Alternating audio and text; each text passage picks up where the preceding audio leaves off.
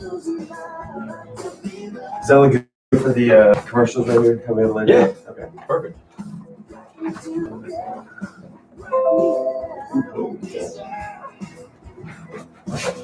Alrighty.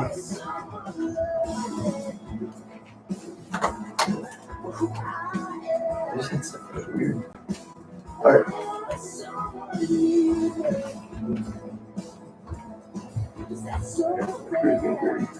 Alright. You ready? Yeah. You turned up. This isn't the NFL There it Super is. Bowl.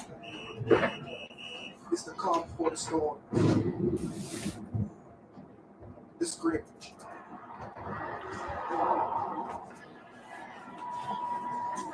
Suit up and join Craig from his collaborative group to get the latest updates on today's sports. It's an event you don't want to miss. Every Monday, the scrimmage.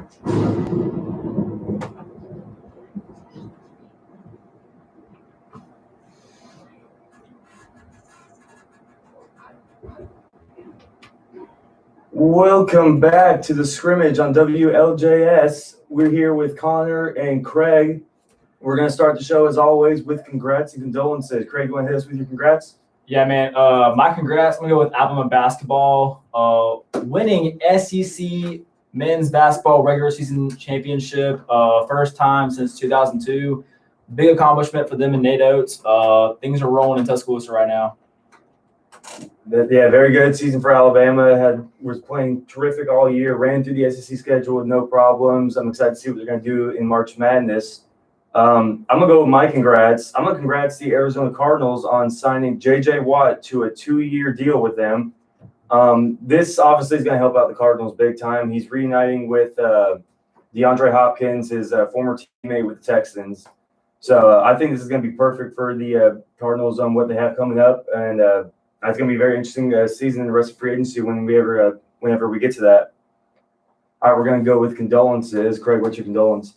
My condolence, man. Shout out to Namath, not on a good subject, but just the Houston Rockets, man. Namath last year, every day in the group chat, he was all about the Rockets. Houston 5-game win streak. Oh man, John Wall turn things up. Oh, Victor Oladipo, man. Oh, Christian Wood, and now it's just gone downhill. Yeah. Houston, I think I'm pulled up right now. I'm pretty sure they're on an 11-game losing streak right now, and it is not looking good in Houston. And yes, they have Christian Wood out. Victor Oladipo has missed some games too, but right now, I mean, the Houston Rockets they can't get a rhythm going. I don't know if it's coaching or it's just chemistry or just all the trade rumors and everything, but Houston, they got to make a trade right now, I think, before it's too late, because I don't think they're going to make the playoffs right now. Mm-hmm. But at the same time, you want to get Victor Oladipo out there before it's too late, because his trade value is only going to go down from here. Yeah, definitely. They're on an 11-game losing streak, and they're 11-21. So they were 11-10 at one point, and they haven't won since I believe. I mean, before we went to Houston a couple weeks ago. Because when we went to Houston, I think it was a 4-game losing streak at that point. They have not won since, which game was this? The Grizzlies, which they lost okay, put it this way. Their last win was against Memphis, and then last night they lost to Memphis by 49. Oh, my gosh. Yeah, Houston's definitely been struggling of late, and they definitely need to get something going before it's definitely too late, because we're approaching the All-Star break right now. It's February 4th. Yeah, they need to do something very, very soon to help them out and get that playoff push, because the Western Conference is just looking stronger and stronger each day, especially with Utah being as powerful as they are right now. They need something to try and get back in that playoff push. I don't think it's going to happen this year. I think, honestly, at this point, you need to trade Victor Oladipo for picks and young talent. Yep, I definitely agree with that. Well, my congrats is kind of on a similar thing. I'm going to say, condolences on a similar thing. I'm going to say condolence to the Atlanta Hawks. They have been currently on a small losing streak, but the way they have lost of late is just terrible. Terrible coaching decisions coming down in the fourth quarter, blowing leads. The other night, I believe it was either the Cavaliers or the Thunder, I think. they were up like, what was it, like 12 points with like 2 minutes or 3 minutes left to go in the fourth quarter, and they blew it. And then I believe it was the Cavaliers came back and I think it was the Cavs, yeah. Yeah, I mean, just unacceptable for a team that right now has guys with experience under their belts, especially with Trae Young and John Collins. I mean, it's just terrible that what they've been doing of late is not good. Coaching decisions are questionable. I mean, they have to do something because this is like first year rebuilding team mistakes. Yeah, I mean, you do have DeAndre Hunter and Bogdanovich out right now. Mm-hmm. But at the same time, like you said, you do have veterans and guys who have been there before who are already on the team that are still playing right now that, they have enough to win right now. It's just not clicking or whatever. Mm-hmm. Like last night, I mean, Miami without Jimmy Butler and Avery Bradley, like two great defenders, they only scored 99 points. Yeah. And in my opinion, I think the Hawks should have won last night. I mean, Miami was playing sloppy, and they were playing zone defense, and it was just they were passing, making great passes. Now the offense was clicking, like chemistry wise, like moving the ball. But Kevin Huerter missed a wide open three down the stretch, down by 5 points. Could have cut a 2-point game with about 3 minutes left. Trae Young missed an open three about 2 minutes left that would have made it a 3-point game or 2-point game. I mean, it's just stuff like that. I mean, it's just you gotta hit your open shots. You have to, especially with a team like that who is known as a shooting team. You got Trae Young. Yeah. You have to make shots like that. Especially, I mean, like the Hawks are not known as a defensive team. You have Clint Capella down low, which is a great paint defender, but perimeter defense is not there, and that's why you have to outscore your opponent. And that's where we've been building at. But I mean, like you've been saying, you have to score these points if you are a team like the Hawks, who are not known for their defense. You have good scorers in Collins, Young, Reddish. You have all these guys who are known for scoring. You need to connect on those shots and definitely start winning some more games. Because like we said, we're coming down. The end of the season's approaching, so this is when teams need to start making that push, like right before the All-Star break comes up. Yeah, and I do think we got plenty of time right now, just because it is the halfway point in the season. Like it doesn't feel like it, but we've only played 34 games. We still got, I think, 38 games left. Yeah. So, because it's the All-Star break this year is literally halfway between the season. Like usually like every year before this, it's been like 55, 60 games in. Yeah. And usually have like 20 games left in March and April, and that's it. This year it's a whole lot different. Like this year, the regular season will end in mid-May. That's weird to think. It's literally a whole month later than normal. Mm-hmm. So yes, you need to start making a push, but like it is that time of year where like personally, like we all heard the news about Jimmy Butler not making the All-Star team. Like the report came out that he got selected after KD's injury to go in place of KD, but he said he wasn't going unless Bam was going, which I'm okay with, just because Jimmy's 30, I believe 31 years old. Mm-hmm. Like he's getting up there in age. And the way he's been carrying Miami this year, with all the like injuries with, Dragic, Hero, Bradley, all these guards have been out. He's been running the offense every game, and his body's worn out. So I'm honestly glad he has a whole week off instead of going to Atlanta, playing in the game he doesn't need to play for. Like it's just for miles on your body. So yeah, I mean, same with the Hawks. Trae Young didn't make it this year. He is very young. Like he probably doesn't need the rest, but it's a time for like a week for the Atlanta Hawks to rest, get your mind straight. Don't worry about anything. Like be with your family. Guys who are hurt, healthy. Yeah, exactly. I mean, DeAndre Hunter and Bogdanovich been out for weeks now, and once the Hawks get back, I think they can make a push for that 8 seed. Because right now they're sitting about 14 and I think 19. I believe so, I think about 2 games out of the 8 seed. The East right now is super cluttered in the standings, and I mean it's right now. If you're the Knicks, you are celebrating like it's 2013. You are 4th in the East. However, it's scary because you are literally 2 games back of the 13th seed. Yeah, I just looked, and the Hawks are 14-20 right now, 3rd in the Southeast Conference or division, and then they're 3 spots. They're 3 places away from the 8 seed. So the Hawks are in 11th place right now, but they are 3.5 games back in 4th place. Yeah, that's how close you are to making the playoffs. You are 2 games back. No wait, you're 2.5 games back at the 8 seed. So plenty of time for the Hawks. like you said, if you get people back, you can make a run. I mean, we just saw with Miami. Miami was in 13th place a week ago, and now they're in 5th place. Mm-hmm. Boston was in 3rd place a week ago, and now they're in 4th place a week ago. They fell all the way out of the playoff picture. Now they're back to 6th. So that 4 to, I mean, honestly, 4 to, I want to say 14, like even with Cleveland, like that gap right there, it's all within 5 games. If you have a win streak or a losing streak, it can change your season just like that. Yeah, definitely. I mean, it's gonna be an interesting way. It's gonna be interesting rest of the season. I'm excited for it. This short season has definitely led to some crazy moments, but hopefully these teams can turn it around. Hopefully the Hawks can turn it around for my sake. But yeah, I'm excited to see. Okay, I guess we'll cut the commercial and then we'll go to college basketball after this. Yes, sir. All right, we'll be back in just 1 second, guys. Mad Hatters Pet Shop is a proud patron for WLJS 91.9 Mad Hatters is located Hey, turn the mics down a little bit. Okay. They're open from 12 to 7. Put on, like, I think Tuesday 15. and Friday, and 12 to 6 15? on Saturday. Yeah. They offer Okay. cupcakes in all flavors and much more. For more information, you can contact them at 256-452-2486 or find them online at madhatcakes.com. Mad Hatter Cupcake Shop, a proud patron of WLJS 91.9 FM. I'll bring us back in. Okay. I got something I want to play. Do it. I got something I want to do. Okay. Finally, my computer's working.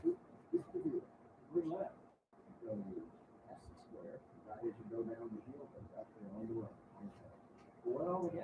I mean, we got wings, we got tenders, they even got salads if you want to go ahead. What about some sandwiches? They got that. Ooh. Yeah, it sounds good to me.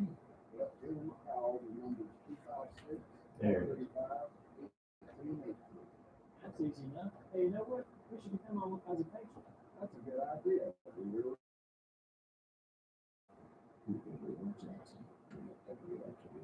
Are they even open yet? Yeah, they're open Sunday to Thursday, 10:30 to 11, and then till midnight on Friday and Saturday. How are you going to pick it up? Let's just get it delivered. The JSU campus bookstores are local, Warrenton Mobile affiliate, and a proud patron of WLJS. The campus bookstore is located at the P&B and currently open from 8 a.m. until 4:30 p.m. Monday through Thursday. They offer textbooks as well as officially licensed JSU apparel and spirit goods. Find them online at shop.jsugamecocks.com or call 256-782-5283. The JSU Campus Bookstore, a proud patron of WLJS. What is up, Jacksonville? You're listening to 91.9 FM, WLJS, the Scrimmage. We're going to get into college basketball, but first, before we get into that, today is March 1st, so I have to.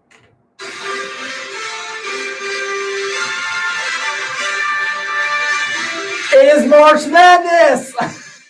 Let's go. Time to get your brackets ready, everybody. Man, it is the best month of the year if you're a sports fan. It is March. It's the peak. And this year, we get football with it. Mm-hmm. You get football with it in March this year. So, big time of the year if you're a sports fan. Basketball is here. Finally, it's been 2 years since we've had March Madness. And just basketball March overall. Man, last year was depressing. Mm-hmm. But this year, we get it back. And it is going to be amazing this year. And before we even get to March Madness talks, we have the OVC tournament starting this week, so a little bit of March Madness early on the first week of March. So there were some upsets this week in college basketball, some pretty big ones. I'll start with the biggest one. We'll go through the week, but the team we didn't think could lose probably until March, the Baylor Bears, get upset on the road to Kansas on Saturday night. Big game for the Kansas Jayhawks. However, it was not a big game for Baylor Bears. They could not score down the stretch. Was it Thursday? Was it Thursday or Saturday? When Baylor lost? Yeah. Pretty sure it was Saturday. Find it. Let's see. Um, Why is it not pulling up? I'm trying to find it too. Oh, here it is. Here it is. Okay. Okay. Yeah. It was a bad night for Butler Mitchell. Butler came in averaging about 20 points per game. He was 2 of 9 from the field. Finished with 5 points that night. Honestly, it wasn't really the defense for Baylor. It was just the offense. They couldn't get anything going. The field goal percentage was not there. They shot 34% from the field, 23% from 3-point range. And Kansas, they came out stroking, hitting 51% of the shots, over half their field goals. Didn't shoot well from three, but it was the free throws that made the difference in the game. Kansas had 18 out of 26, and Baylor was 6 of 16. So that'll also do it if you're for the Baylor Bears. That's the recipe for disaster. Mm-hmm. Have they come out with the new standings for this week? Let me check real quick. They should have so far, yeah. But yeah. So what are your thoughts on that? Like, I mean, because it's been Baylor and Gonzaga all year long, and just like that. I mean, I think that it was just. I think Baylor was just kind of getting tired throughout this. I think this is like Baylor's game where you're just like, okay, whatever. Well, they're kind of just like resting a little bit. They didn't really care. They already won the Big 12 conference pretty much in the regular season at least. Getting ready for the tournament. And I think it's impossible for them to fall lower than a 1 seed at this point. Yeah, no, I think they'll be fine. I think they'll go into the tournament and do what they've been doing all year, and they'll be set for the the NCAA tournament. So I don't think it's that big of a deal. I'm not too worried about it yet, but we'll see what happens in the tournament. Yeah, and the rankings did come out today. Gonzaga still at number 1. Michigan jumps Baylor for the number 2 spot. Baylor falls 1 spot to 3. Illinois at 4. Iowa at 5. Iowa had a big win over Ohio State yesterday. We'll get into that in a bit. West Virginia at 6. Ohio State at 7. Alabama at 8, the SEC champions. 9 is Houston. 10 is Villanova.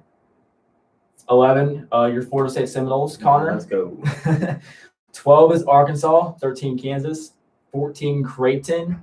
15 is Texas. 16, Oklahoma. Oklahoma had a bad week. They lost a couple. 17, Oklahoma State. 18 is Texas Tech. 19, San Diego State. 20, Loyola Chicago. 21 is Virginia.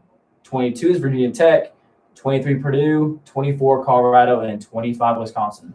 So pretty big shakeup in the top 25 this week. You see anything that pops up to you?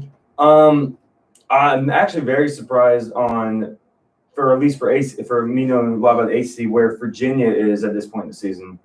Obviously, I think last week or so they lost to Florida State, and they just it seems like they went on a skid ever since then. I mean, it's just I haven't been able to watch much of college basketball lately, but they have just haven't played well since the Florida State game that I've seen, and I think it's going to be kind of interesting to see what's going to happen with them going. Yeah, they've lost 3 straight since they've lost 2 since playing Florida State. So they lost to Florida State, lost to Duke, and then lost to NC State, which Duke's been playing better of lately. NC State's just one of those teams this year that kind of wins weird games, but still, that for a team like Virginia, you can't be losing that. They still have to play Miami tonight, and then they play Louisville on the 6th.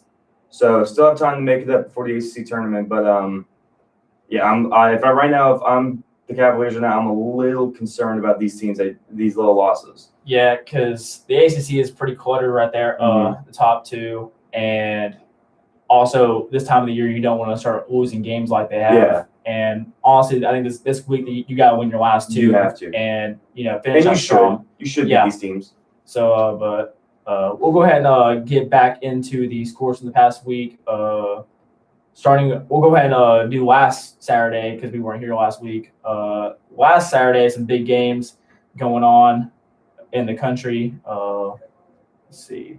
The big one, like we're talking about, Virginia losing. They were at home. They were on the road to Duke.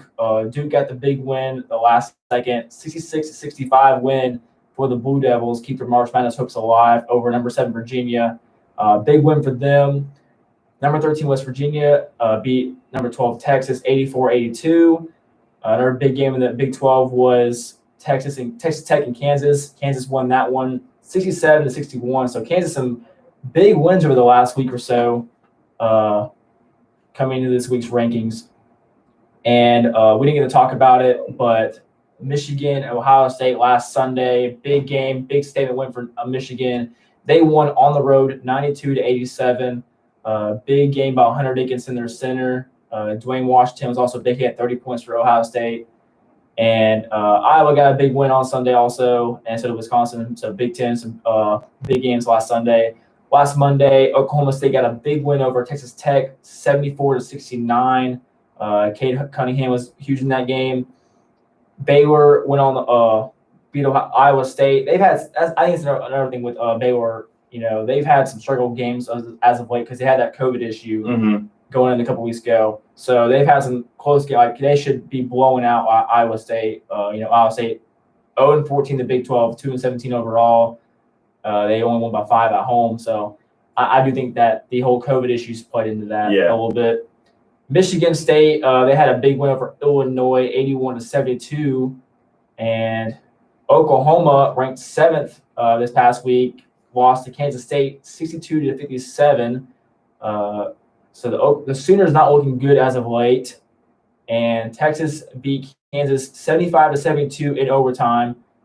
So Kansas with a big win, big loss, big win, all in the same week. So Big 12, pretty exciting down the stretch here with all these teams winning, losing, finishing out the season. Arkansas with a huge win over number 6 ranked Alabama.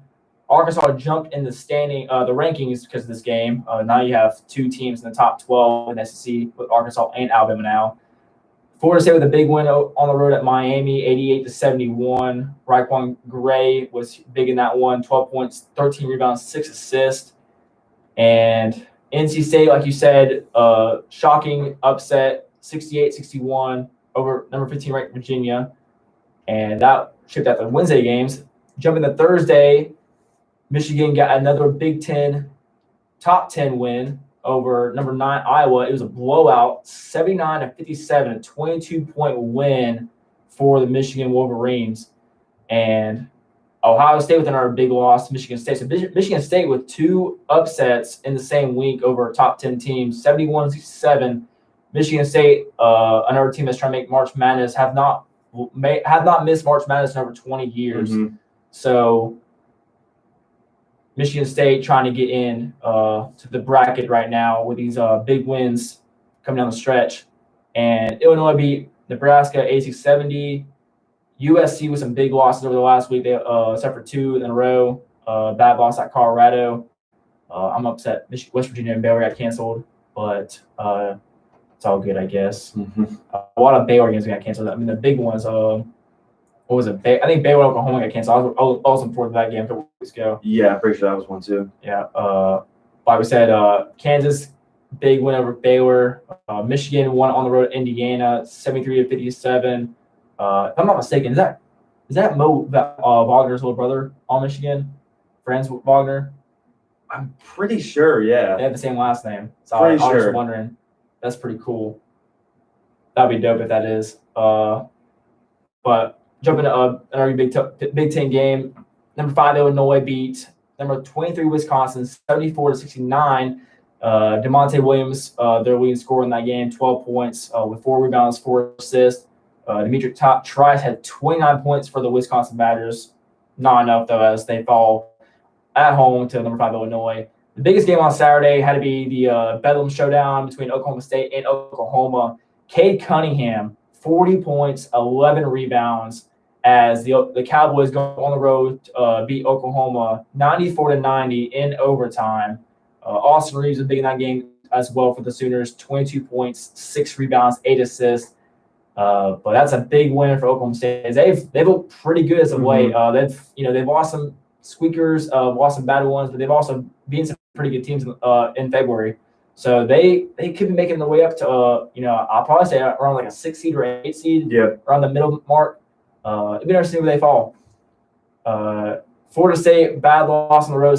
North Carolina. North Carolina was trying to fight for March Madness seeding right now as they get the big win at home. Huge second half comeback as they were down 41-29 the first at halftime. Outscored the Seminoles 49-29 in the second half. It was Walker Kessler with 20 points, 8 rebounds, and a steal as he led the Tar Heels to the win at home. Xavier gets a big upset win over number 13 Creighton, 77-69. It was Damian Jefferson for the Creighton with 19 points, 8 rebounds, but it was Paul Scruggs with 23 points, 7 rebounds, and 5 assists for Xavier to get the big upset win. Big 12 had some pretty good games on Saturday along with the Kansas Baylor game. Texas and Texas Tech, big game for Texas Tech as they get the win over the Longhorns, 68-59. Texas Tech, I mean, I feel like it's every week it's just mixing and matching like all these games. It's just crazy around the Big 12 and Big 10. I mean, it's just March Madness came early this year. It's been pretty crazy the last couple weeks in February. And USC, they are out of the top 25. They've watched a lot of games as of late. LSU came close to winning in Arkansas. However, it was a 51-point second half by Arkansas with Justin Smith scoring 19 points, 10 rebounds, double-double for him. Arkansas coming up as of late, they've looked really well heading into March. And it was Auburn getting the top 25 win over Tennessee, 77-72. And Auburn climbs back towards being at 500. They are 12-13. They have a chance to get back there this week. And let's see. Alabama captures the SEC title crown for the regular season, 64-59 win. Javon Quinterly, 19 points for the Crimson Tide. They are SEC champs for the first time since 2002. And jump into yesterday's games. Like I said, big win for Iowa, 73-57 win for the Hawkeyes as Ohio State, after being ranked fourth, follows a couple of games over the last week, and they lose at home by 16 to the Hawkeyes. It was Luka Garza with 24 points, 11 rebounds in the win for them. And how about Villanova? They've lost some big ones as of late with upsets. Butler beats them 73-61 at home. And number 8, Villanova suffers his 4th loss of the season. Was it you saying Villanova was pretty good, or you like them? Yeah, I was saying I'm pretty sure that was me. Yeah, I thought Villanova was a pretty decent team this year, but now we see they've lost a few of late.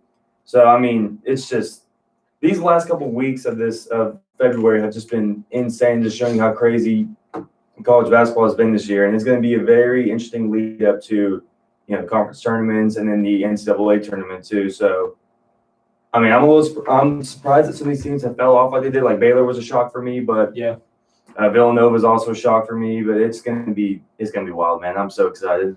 Yeah, dude, I'm excited for March Madness. I mean, I've said this a lot this year, but it's just the fact that we didn't have it last year, and I really feel like these teams will be playing for a lot more this year. Like, yes, it's gonna be the same energy, the same same goal, like destination. You're trying to get to the Final Four, but at the same time, you're playing for honestly the last 2 seasons. Sebastian, this one means more this year. It does. I mean, because these players have sacrificed so much this season. They've gone through a lot over the last 2 years, and it's honestly crazy to think that the last time we had a March Madness tournament was when Auburn had that historical. I know it. That feels like forever ago, and that was the last time we actually had a bracket. Yeah, I'm just excited to fill that bracket last year because I remember how excited I was filling it out right before the tournaments. We didn't get a bracket though. Oh, because it was right when it got canceled the first day of the SEC tournament. That's right. Okay. Yeah, I mean, it's going to be insane this year. I'm so excited. It'll be interesting to see where everything leads up to. Do you have any predictions right now on how do you think, the actual tournament's going to be set up? Like, where you think, the 1 seeds are going to be? I think the 1 seeds are going to be pretty standard right now. I'm going to be a lot of jumps. I think there are 3 locks right now. I think it's Gonzaga, Michigan, and Baylor are the 3 locks right now. However, Illinois, Iowa, West Virginia, Ohio State, Alabama, Houston, Villanova, Florida State, I mean, even Arkansas, I feel like any of those teams can push to be ranked 4 at the end of it because you still have about 2 weeks until the Selection Sunday. Yep. And I think Selection Sunday is 2 weeks from yesterday. So, because this week's the last week of the regular season. Yeah. And then next week's the conference tournaments. So, I honestly think, if Alabama or Arkansas in SEC, if they win the rest of their games and, if any teams in front of them lose like 1 game, they're number 4 seed. They're number 4 overall, and they're the number 1 seed in their region. Yeah. And that's, I guess, for anyone, because, I mean, if you run the table right now, because you're looking at Gonzaga, Michigan, and Baylor, obviously Gonzaga, the only undefeated team left. Michigan and Baylor only having 1 loss. After that, every team has 6, 6, 7, 6, 7, 6, 3, with 3 is Houston. They have a weak schedule as of right now. Villanova 4 losses, but not as big of a schedule. Florida State, 4 losses, but only 14 wins. And Arkansas after that is 19-5. And all those teams are within two. I mean, they're about 4 or 5 losses behind number 3 Baylor. However, they're all cluttered. It's kind of like the NBA East standings. I mean, it's just so much can happen in any span. If you just have a win streak or a losing streak, it can all change so drastically in a span of 1 week or 2. And there's a bunch of teams in different conferences getting hot. I can speak to ACC. Duke's getting hot again. UNC started. Duke lost on Saturday, or they lost Louisville. Duke had more momentum going into. They've been building momentum. UNC starting to build momentum.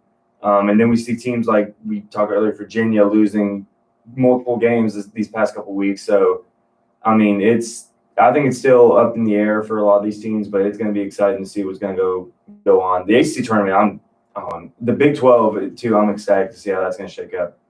Big 12. I'm excited for all the tournaments this year. I just think I'm excited to have basketball all day long again. Yeah. Because that's what I love about the NBA bubble back in August, July was we had basketball all day long. Yeah. Because it was in one setting. It was kind of almost like conference tournaments in March Madness. I mean, we're not used to having NBA from 12 to 10 p.m. Yeah. And that's what it was, and we're gonna have that for the first time in months again. So that's why I love March so much, because I'm not in school anymore, but when I was in high school or college, I would be watching March Madness games on my phone in class. I mean, it's the best time of the year, man. I would do this thing where I would get my book bag. Yeah. I'd sit on the desk and then prop my phone up to it. I used to have longer hair then. Yeah. So I had the earbuds. I'd stick them my hair would cover it. So I'd be sitting in class with them, just staring at the teacher, and I'd just be glancing down, looking at the games. It was so much fun. Well, now if you have Zoom class, you just put your phone on the front on your laptop. I'll just have it up on the TV. I'll tell the teacher what's going on. I don't really care. Well, that's what I'm saying. When I had Zoom class last year, I didn't want to be doing this and doing this. Yeah. Looking back and forth. If you have a tablet or a phone, literally propped on your laptop, you're looking at the laptop screen technically. So you're still watching the game, but you're. I was lucky enough not to have a Zoom class, so that worked out fine for me. But then, the year that we, everything happened, we lose the tournament, and then it was just we were bored for the next 3 months without sports. Yeah. It was I guess it was from March until July. Yep. We didn't have it back until basketball and baseball in July. Yeah. So because baseball came back in July 15th, something like that. I think so. Yeah. I know the NBA came around July 22nd. I think it was a week after. Yeah. So yeah, it's crazy now seeing where we're at from a year ago. When everything was getting shut down to now. I mean, we got baseball starting. We got spring training starting back up. Yeah. We got all NCAA spring sports. We have spring in the fall. I mean, we have spring football now. Yeah. Which is crazy. And then now we're getting the tournament back. So it's a good time. I'm glad that we're back to normal, and I'm excited to see what happens with the conference tournaments in March Madness. Yeah, man, it's gonna be very, very exciting. But we'll go ahead and get into the last week of the regular season coming up. It's gonna be a fun stretch down the road to this last week of college basketball. Like I said, Miami goes to number 21 Virginia tonight. Do you see Virginia getting back on track against Miami at home? I'm going to say yes, they do, because I think that they need to in order to have momentum going into the ACC tournament, because I think right now I don't think right now they're as good as what people are thinking they are, and I think that was shown when they played Florida State. I think Florida State was definitely showed what their weaknesses are. So if I'm Virginia right now, I'm going to get this win to get some confidence back in the players after losing these games. Get some momentum going into the ACC tournament, because they got beat Miami this weekend. And who else did they say they had to play? NC State. Yeah, you have to go in. You have to beat Miami, NC State. Get these confidence back for your players if you're going to try and get past. If you're going to try and make a deep run into the ACC tournament, because ACC's got some sleeper teams that you got to watch out for. Like Georgia Tech's one that they can beat you. North Carolina can beat you. Duke now of late, since they've been playing so well, except for the loss they took this past week. You have all these different teams that you have to watch out for. So you need this win tonight. So I'm gonna say that they get back on track. Yeah, I'm gonna agree with you I'm going to go with Virginia tonight. I'll go with them big. I'll go with a 12-point win over them. How about this, though? The overtime game from Saturday, we get again tonight. I don't know how this happened on the schedule, but Oklahoma goes to Oklahoma State tonight for revenge after Cade Cunningham dropped 40 and 11 on them in overtime when on the road. Now it's at Oklahoma State. Do you think Oklahoma gets revenge on the road? I think Oklahoma State has their number. I'm going to go with the Cowboys on Think this so? one. I think Oklahoma's going to keep falling. Okay. I'm going to go with the Sooners in this one. I think they get revenge on the road. I think, it's been a very close game. I think Austin Reeves steps up big again for them. Cade Cunningham's having another big game, but it's not going to be enough this time. I think Oklahoma knows that they're kind of trending backwards right now. They got to get back on their feet. And no other way to do it against the team you just lost to and also to an in-state rival. Yeah. So I'm going to go with Oklahoma on the road in this one. Alrighty. Another game, talking about the ACC, though. Unranked matchup, but big implications on the ACC standings right now. North Carolina at Syracuse. Who you got in this one? I'm going to go North Carolina. They're playing good basketball now. I think that they're on an upward trend. I think, by the way they've been playing, I really think that we'll see North Carolina in the tournament this year. I'm hoping that we do because I think it's just good for basketball. And Syracuse just has never that – they have not been very good this year. Haven't been like one of those teams that's really stand out. But I think North Carolina gets to win tonight, and I think that they're going to have a lot of momentum going into the tournament. All right. I'll go ahead and match that. Tomorrow, not the Iron Bowl, but Auburn, Alabama basketball. Tomorrow night, 6:00. Auburn trying to finish around at 500 at least in SEC or overall standings. Do you think they have any chance to go on the road and win in Tuscaloosa? I don't think they do. But I think that the only reason I think that I could see Auburn winning this game is if Alabama kind of like takes the break off a little bit. I'm about to say. I think that might be what happens. If Alabama takes the foot off the pedal a little bit, like, all right, we are regular season champs. Yeah. We are going into the tournament hot. I think that might be the only reason that Auburn wins. But if Alabama's like, we're going to keep going and play hard just so we can keep, stay fresh, I don't think they have a chance. But I'm going to totally agree with that because that's why I was leaning towards, because Alabama, I can totally see them. I definitely see them as one of those teams that's like they can get relaxed easily and just be content with where they are. They are ranked 8th right now in the country. They just won the SEC. They have really nothing to play for in the SEC standings, but Nate Oates has got to remind them that they are playing for more than the SEC. That you have to win out because they have, like I said, they have a chance. If they win out, they have a chance to get number 1 overall seed in the region. So I think this is a huge game for them tonight, not only for the SEC, just for pride. I think it's definitely bigger than what people think, too. Yeah. Just for that exact reason. And honestly, this is a big game for Auburn, too, because, this is their season. Because, you have no postseason this year. And you only have 2 games left in your season. You have a chance to go on the road and beat your in-state rival without your best player, Sharif Cooper. Yeah. I think this is Auburn's season right now. I think Auburn's going to come out with everything they have tonight because this is their championship right here. Yeah, they definitely need to. If I was an Auburn fan and I won tonight's game, I'd be happy. Oh, yeah. You're going to be happy anyway, but I'm saying, this is like your March Madness win right here. If you were to have one, this is it. This is the Cinderella story for them. Yes. But that's a big game tomorrow night. I will go Alabama, though. I think Alabama is just a better team. And it is in Tuscaloosa this time. Crowd's going to be wild. Yeah. And they won't have Sharif Cooper. So I'm going to stick with the Crimson Tide.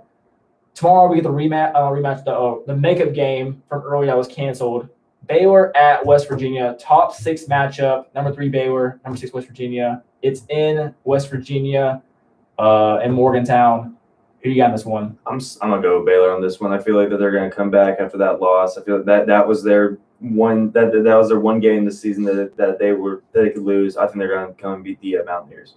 Yeah, I'm gonna agree with that one. I think Baylor bounces back after the loss to Kansas. I think Mitchell and Butler are still up big, and especially Butler after his bad game performance. I think he's probably in the gym the last couple of days, getting some shots. I think he comes back strong and puts up a big game against the Mountaineers in Morgantown. I think they get a big win on the road against a big opponent. Honestly, tomorrow's gonna be big night of basketball. And not only that, you got another top four matchup. Number 4 Illinois at number 2 Michigan. I'm gonna go Michigan this one. I'm gonna ask you, like, I think Michigan is just a better opponent. I mean, a better team, better, well-rounded. I think the Wolverines win by double digits. I think that you can argue that Michigan is probably one of the best teams. It's like probably the best team in the country. I love their Gonzaga. I really think that they can. I think that I could definitely see them being ranked number 1 over Gonzaga too. But remember, like, Gonzaga, they haven't really played since December. Yeah, and that's what I've been saying. Like that's for that reason too. But I definitely think that Michigan, the Wolverines, are going to win this one. Yeah, I'm gonna go Michigan. I'm gonna go Michigan by 10. I think they win double digits. I mean, it is at Michigan too. Illinois had a pretty big week, get some big wins, but I just don't think it's enough to overpower Michigan. Michigan's just looked dominant all season. They only have 1 loss, and so I think they hold on and keep their number 2 ranking this week. 25 Wisconsin at number 23 Purdue. Purdue's looked really good as of late. Do you think they keep it going and get a win at Wisconsin? Yeah, it is in Purdue, or it's at Purdue. So. I think that they'll get the win over Wisconsin. I think that I haven't watched Purdue at all this year, but I've heard a little bit about them. I definitely think that they can beat Wisconsin. I agree. Do you want to go with Florida State? Because, I mean, they're playing Boston College. I actually I definitely go with Florida State. And I actually just got breaking news about Florida State. Okay.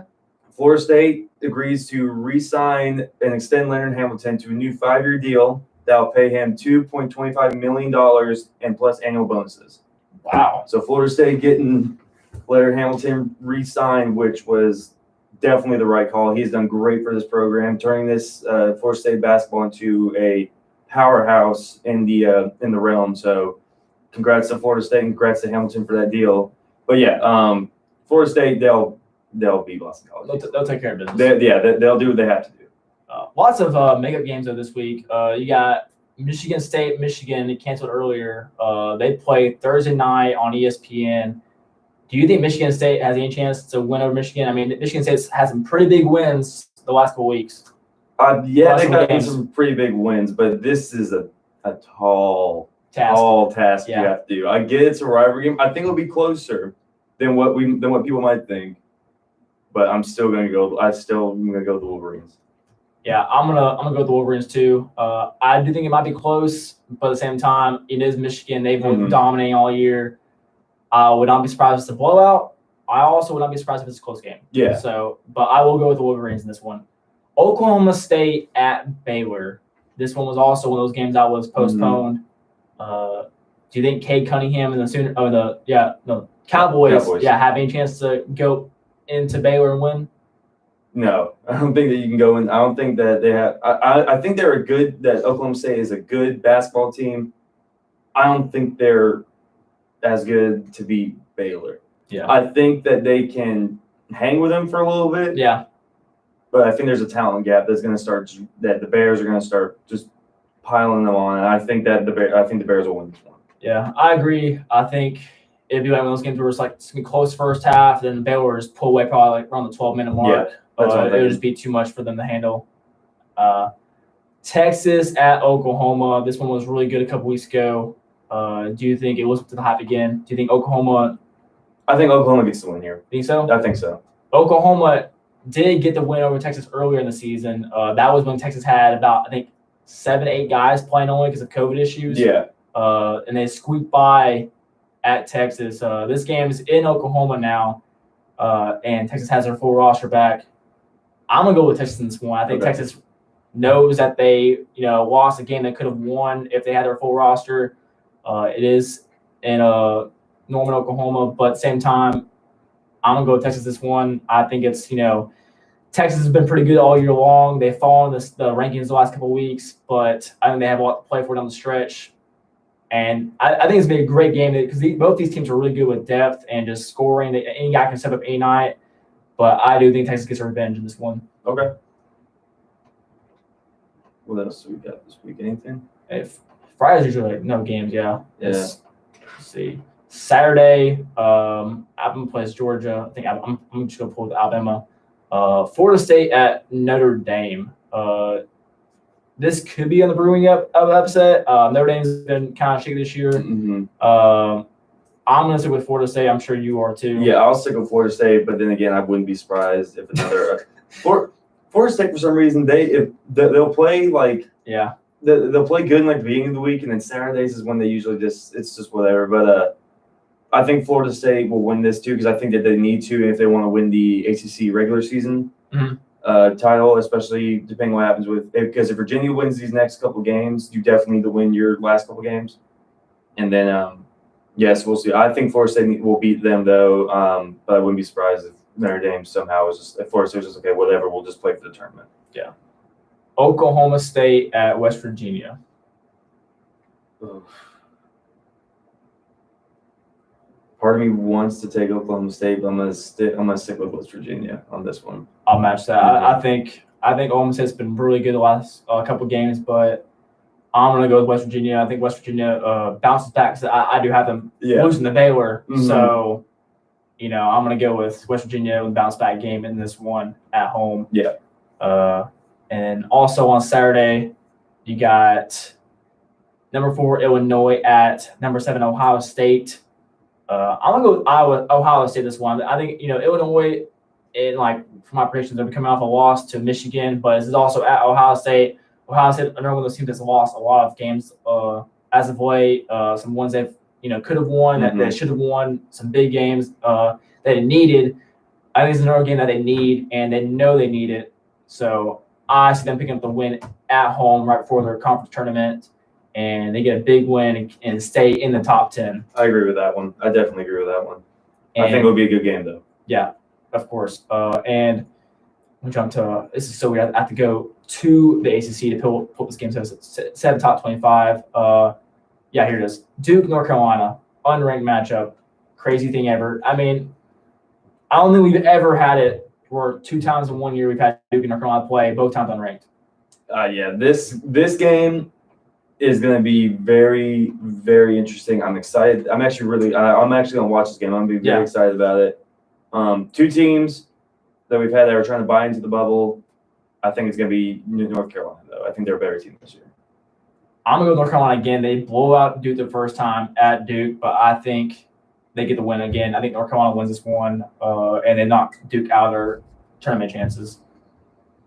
Definitely agree. And before we wrap up the show, the first hour, Michigan State. This time at Michigan State, do you think Michigan State gets the upset? No, I think it's going to be Michigan again. So you think Michigan wins both times? I think Michigan's going to go back. He's going to go back on. And Texas Tech at Baylor. Baylor.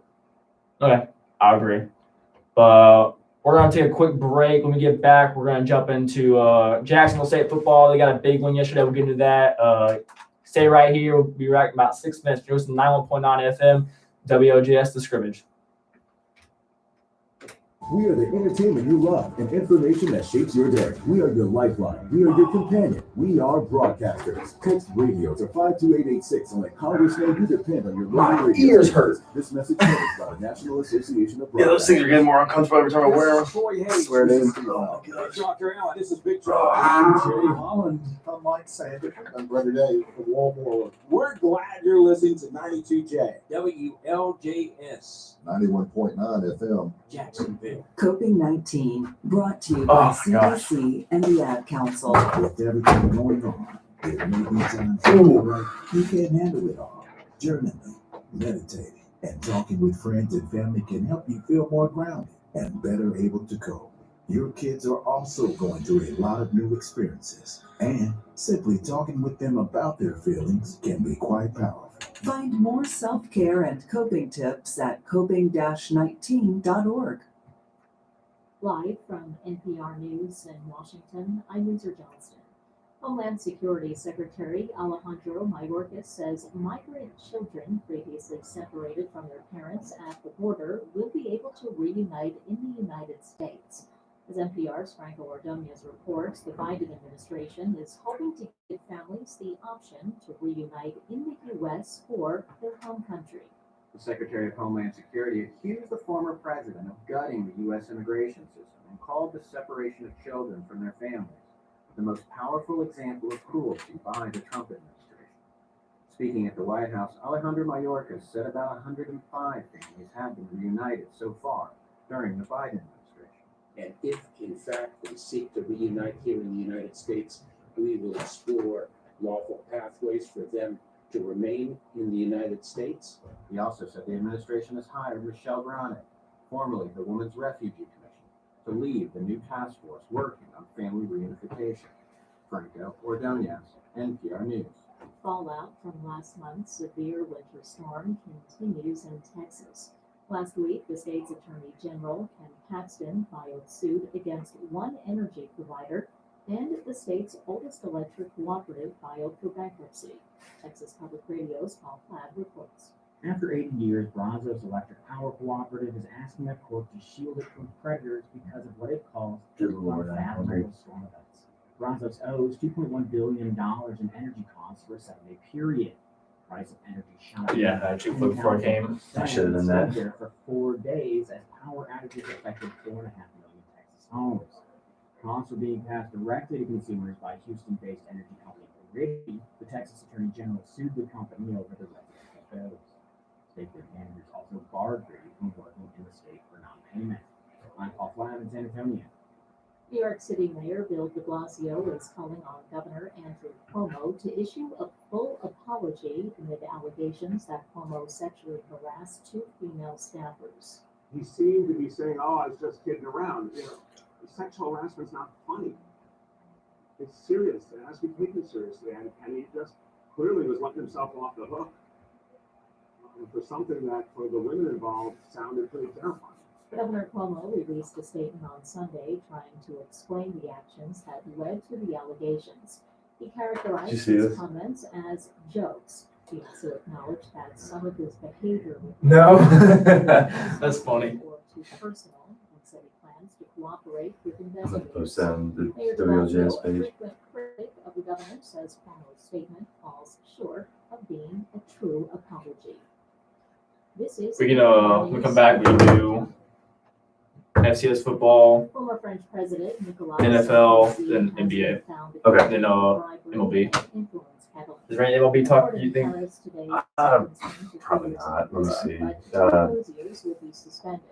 The former president was said to have forged I haven't heard corruption anything this week. between his lawyer and a senior magistrate. Sarkozy is expected to appeal.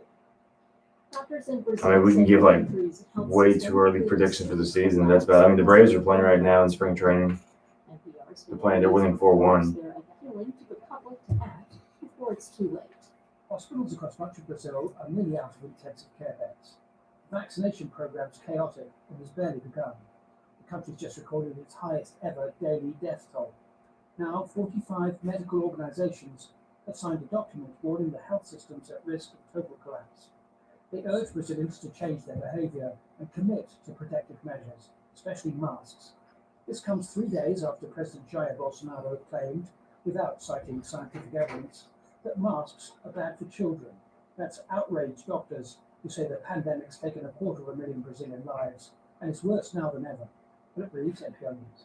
Iran has rejected an invitation from the U.S. and other world powers to discuss the country's potential return to the 2015 nuclear agreement. The Biden administration has urged Iran to get back into compliance with the deal. Iranian leaders have refused to negotiate while U.S. sanctions remain in place. You're listening to NPR News in Washington. Support for NPR comes from NPR stations. Other contributors include Charles Schwab. Charles Schwab is committed to offering a modern approach to wealth management with the ability to adapt as an investor. I don't know how we used to do 2 hours straight with no breaks. Schwab.com. Is that what we used to do? Yeah. But it was like me, Biggie, and G Curd. We used to go 2 hours straight, no breaks. Like from it used to be from like 6 to 8 p.m. But we go from 6 to 8, no breaks whatsoever, just straight up talk. Oh, I couldn't do that. Oh. Run amok and flat out deceit. We have been hoodwinked, bamboozled, led astray. Run amok and flat out deceit. We have been hoodwinked, bamboozled. Go ahead, put the intro to the top. Okay. Back to that.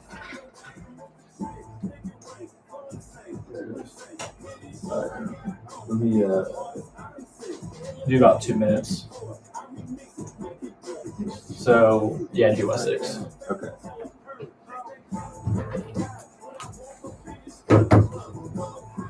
Dude,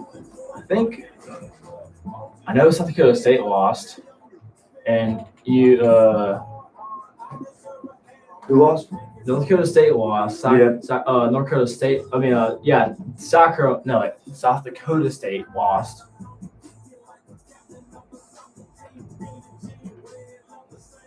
So hard to find FCS in this. There it is. It's like week 20 or something. It's so weird. Spring week. Okay, here we go. Spring week 1. Where'd you find that at? We talking about The scores for this? Because I can only it's pull right here. You go to NCAA men, and you hit FCS, and you hit spring week 1. Okay.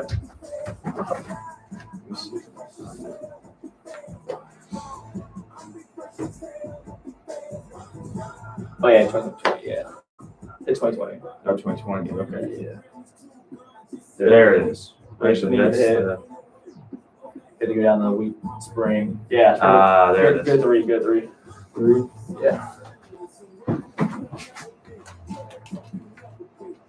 Perfect. All right.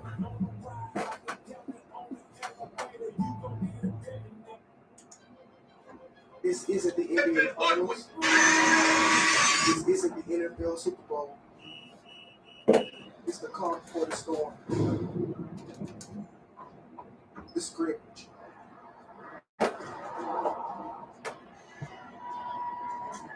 Suit up, enjoy create from his collaborative group to get the latest updates on today's sports. It's an event you don't want to miss. Every Monday, the scrimmage.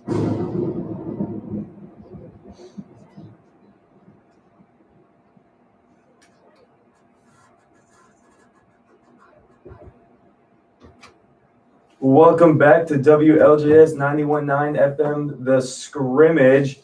I can't believe I'm about to say this, but we have football in spring. We've been saying the last couple of years, but it's been like the XFL and the AFL. College football in spring. Yeah, college football in the spring. Yes, sir. I mean, what a great time to be, a sports fan. We got FCS football, and better yet, Jacksonville. We finally had a home football game that wasn't raining, so we were actually able to enjoy this year. As we all know, Jacksonville this week played Tennessee Tech at home. We played very well. It was a fun game. I was happy about it. Yeah, you were actually at the game. How was it? Like how was it to be like, the weather, just to be back in the stadium? Okay, it was weird sitting in the stadium for one in general, and then two, it being February and then getting above 80 degrees, which I was boiling because I was wearing jeans because I thought it'd be a little colder up there. But no, man, it was incredible. I was so happy and so excited to be up there watching the Gamecocks, and man, it honestly felt like an early fall game. So I mean, it was a blast. The crowd was amazing. The band was it was great hearing the band. The Gamecocks played incredibly well. So I mean, all you could is exactly what you could ask for. Yeah, man. I'm excited that we actually have it back for we didn't have it in the fall because FCS decided to move it back, and Jacksonville State did play 4 games. We had one home game last year, and it rained. Mm-hmm. Poured down rain the entire time. I actually had to work that game, and I was running camera. That was like the work. It was a fun experience because I got to work, sideline camera for football, but at the same time, like it was just a total mess of having to constantly wipe down my lens and just being a pouring rain. Like it was good to be back. I mean, I wasn't there yesterday, but it was good to see sunshine and just good weather football in Jacksonville for the first time in about 2 years. Yeah, it was definitely awesome. Good feeling. Let me see. I'm trying to find the Jacksonville State box score. FCS is weird, man. Yeah, it's so cluttered and messed up. I think. Look on spring week 5. Okay, it might be. Is it week 5? It's week 5. Okay, that's weird. Yeah, I had to look at OVC to find it. Okay, so Jacksonville, they played yesterday against Tennessee Tech. The final score was 27-10, Jacksonville State. Zion Webb with 12 and 19 passing, 125 yards and 1 touchdown. West with 8 carries, 106 yards, 1 TD. And David Russell, the third, got 5 receptions, 81 yards, and 1 touchdown. Pretty good game for the Gamecocks. I think it was a good way to start off our season. I believe next week we'll be playing Tennessee State, I think, to make up for the – so we'll be going to Nashville to play them. I'm excited for what we have going on this season. What are your thoughts on the Gamecocks right now? Well, I think the most impressive thing yesterday was the defense.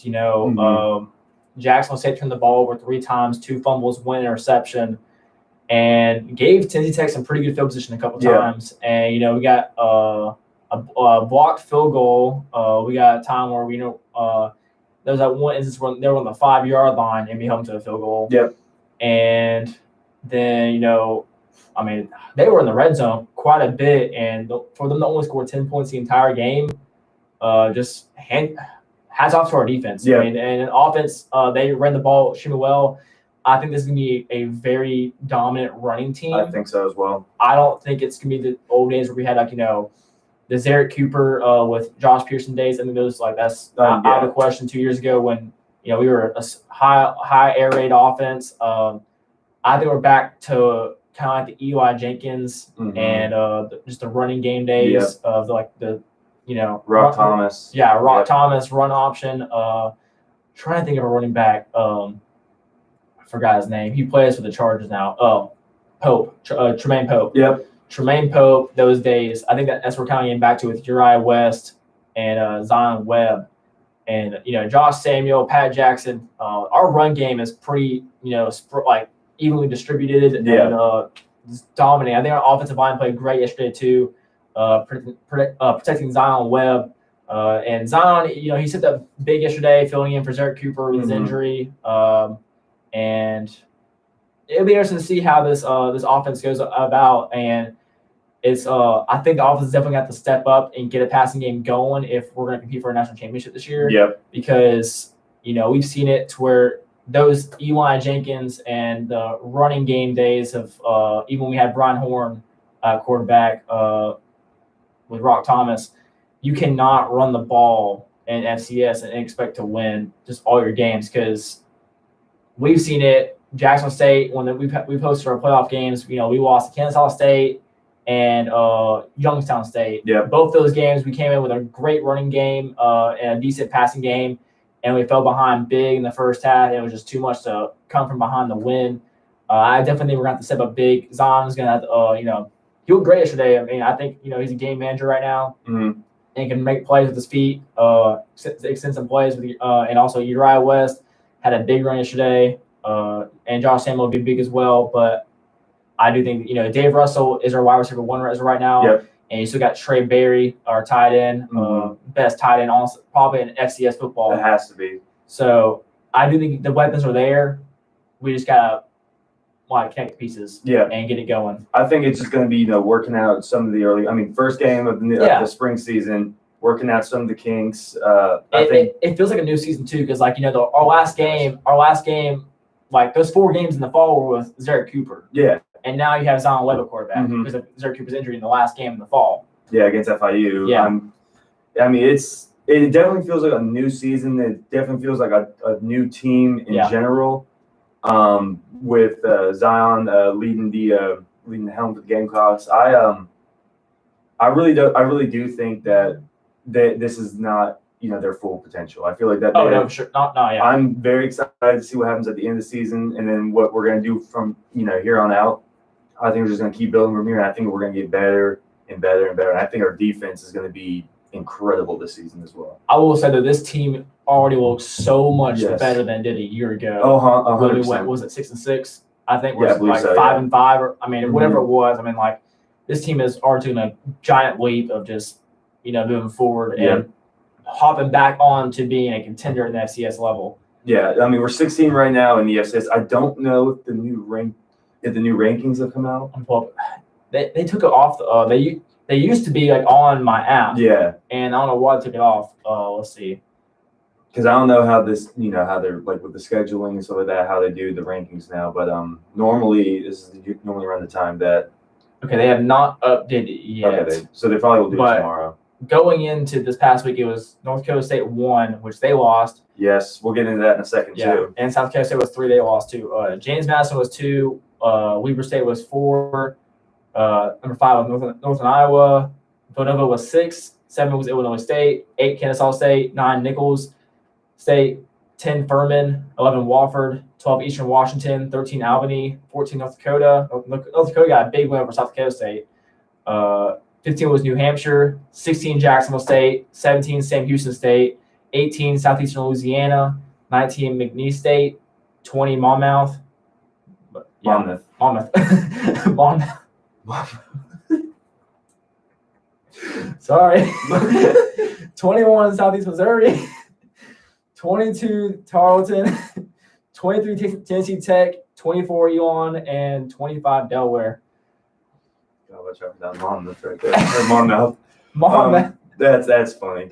But oh crap, I forgot what I was. Okay, so I saw some of the scores that he just mentioned. Some of the notable teams. Kennesaw State beat my former college, Shorter, who's a D2 school. They're being 35-3. A little surprised by that one. Nikolai State's another team I kind of wanted to point out. Have you seen their scores for the past 2 weeks? Are they big? Oh my!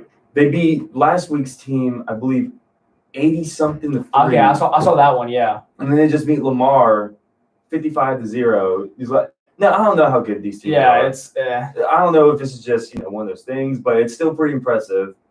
That that they're putting up these points. Now the one team that I really want to get into is the North Dakota State Bison, the Kings of FCS, losing. They look terrible. They lost big. I mean, 38-14 to Southern Illinois. You know what that reminded me of? That reminded me when Jacksonville State lost a couple years ago to Southeast Missouri. Yeah. I mean, it looked exactly like that game.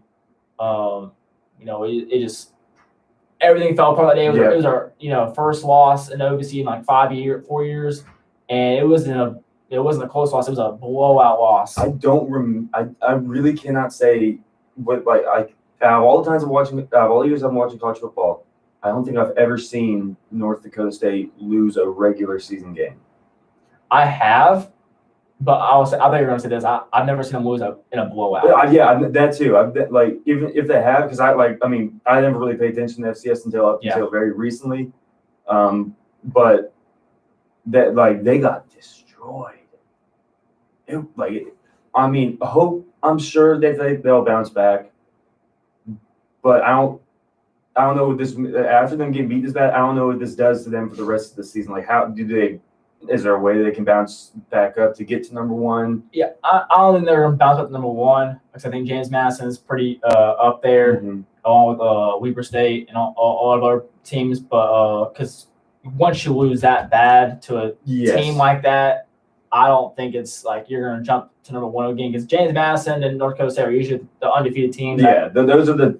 So it's the Clemson, Alabama. Yeah, exactly. So unless their teams like just lose a couple games or something like that, I don't know. Yeah. But I don't think there's any room to panic. First game of the season. Second game of the season, I think. Yeah, or third Yeah, game. second. It was their second. They are 2-1 right now. They're also counting in all the stuff they did in the fall because Jacksonville State. They played last week. Yeah, that's what I said. They played last week, so they beat Youngstown State 25-7. That's why I'm saying I do think that they are still a good team. Oh, okay. Yeah, because they did get a pretty good win over Youngstown State last week, 25-7 at home. Mm-hmm. So I don't think there's room to panic. I think they will bounce back. In the upcoming games, but losing like that, I don't think about it. It's like it's a shocker. Mm-hmm. Oh, I'm pretty sure his name was or someone sent that in the group. I did, yeah. I thought he meant North Dakota. I thought you meant North Dakota.